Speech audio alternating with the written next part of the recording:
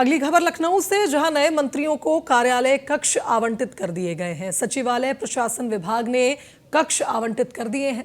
ओम प्रकाश राजभर को मुख्य भवन आवंटित किया गया है, तो वहीं सुनील शर्मा को नवीन भवन आवंटित हुआ है।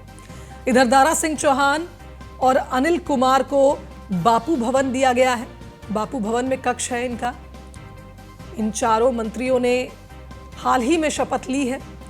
कैबिनेट विस्तार के दौरान इन चारों के नाम सामने आए। 4 नए मंत्रियों को उनके कक्ष आज आवंटित कर दिए गए हैं। सचिवालय प्रशासन विभाग ने आवंटित किए हैं कक्ष, जिसमें ओम प्रकाश राजभर को मुख्य भवन आवंटित किया गया है, सुनील शर्मा को नवीन भवन।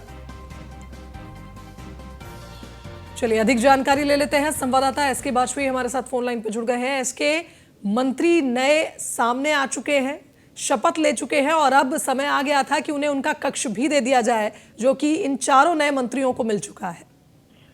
बिल्कुल निश्चित तौर पर, क्योंकि अगर हम देखें तो लगातार उत्तर प्रदेश सरकार की तरफ से जैसे ही कैबिनेट विस्तार हुआ, उसके बाद उत्तर प्रदेश राज्य संपत्ति विभाग की तरफ से उनको नई जो आवंटन होते हैं वो उनके कार्यालयों का, साथ ही साथ जो उनको स्कॉट मिलता है, उन सभी का आवंटन कर दिया गया है। हालांकि इस पूरे मामले को लेकर पहले ही प्रक्रिया शुरू हो चुकी थी। अब इस प्रक्रिया के बाद कहीं न कहीं कोशिश थी कि उनको नए जो कार्यालय कक्ष हैं वो दे दिए जाएं। अब वो कार्यालय कक्ष भी उनको दे दिए गए हैं। हालांकि अगर हम इन कार्यालय कक्षों की बात करें तो जो ओल्ड कैंपस है विधानसभा का, उसमें ओम प्रकाश राजभर को दिया गया है। वही नवीन जो भवन है विधानसभा का, उसमें सुनील शर्मा को दिया गया है। अनिल कुमार और साथ ही साथ दारा सिंह चौहान को उत्तर प्रदेश सरकार की तरफ से अब उनको जो अलॉटमेंट है वो जो बापू भवन है उसमें किया गया है। तो सीधे तौर पर अब चारों मंत्रियों के जो विभागीय कार्यालय होते हैं वो आवंटित कर दिए गए हैं और इसके जरिए से कहीं न कहीं एक कोशिश उत्तर प्रदेश सरकार की है कि जल्द से जल्द अब दोनों मंत्रियों को विभाग दिए जाए ताकि वो अपना काम शुरू कर सके। बिल्कुल सही कहा। इसके एक और जानकारी यहाँ ये भी चाहेंगे कि जिस तरह से आपने भी जिक्र किया कि अब कक्ष आवंटित हो गए हैं तो विभाग भी बंटने चाहिए, कितना समय लग सकता है? क्योंकि चुनाव एकदम नजदीक है, तो कब तक समय ये लग सकता है जब इन चारों नए मंत्रियों को इनके विभाग भी सौंप दिए जाएंगे? बिल्कुल 1-2 दिन के अंदर ही इन मंत्रियों को विभाग सौंप दिए जाएंगे और 1-2 दिन में ही ये अपने अपने विभाग में काम शुरू कर देंगे, क्योंकि जो बाकी की औपचारिकताएं होती हैं वो उत्तर प्रदेश राज्य संपत्ति विभाग, साथ ही साथ सचिवालय प्रशासन की तरफ से पूरी कर ली गई हैं।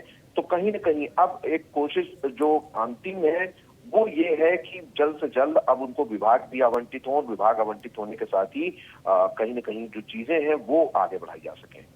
बिल्कुल। इसके एक और जानकारी आपसे ये भी चाहेंगे, जिस तरह से हम पहले भी जिक्र कर रहे थे जब मंत्रिमंडल विस्तार हो रहा था, कि इन चारों नेताओं को मैनेज करना बीजेपी के लिए एक बड़ी चुनौती हो जाती है, क्योंकि चारों के कद अगर हम देखें, खास करके अगर ओपी राजभर की हम बात करें, काफी कॉन्फिडेंट नजर आ रहे हैं। शपथ लेने के बाद कह रहे थे कि मुख्यमंत्री के बाद सीधे पावर में मैं ही हूं। ऐसे में किस तरह से इन्हें विभाग आवंटित किए जाएंगे? क्या इसमें किसी भी प्रकार की कोई कैटेगराइजेशन होगी या पहले से ही लगभग तय है कि किसको कौन सा विभाग दिया जाएगा?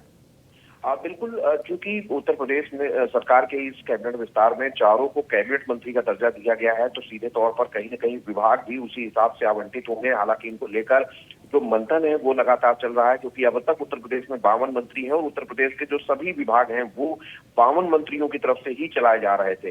अब चूंकि 4 नए मंत्री आए हैं तो सीधी सी बात है कि उन 52 मंत्रियों के विभागों से कटौती होगी और जिनके पास एक या उससे ज्यादा विभाग हैं, उन्हीं विभागों में से अब इन मंत्रियों को भी विभाग आवंटित किए जाएंगे। तो कहीं न कहीं जो चीजें हैं वो चल रही हैं और जल्द ही वो सूची भी सामने होगी, जिसमें इन चारों मंत्रियों को उत्तर प्रदेश सरकार की तरफ से जो पोर्टफोलियो है वो आवंटित कर दिया जाएगा। चलिए, बहुत शुक्रिया इसके आपका तमाम बातचीत के लिए।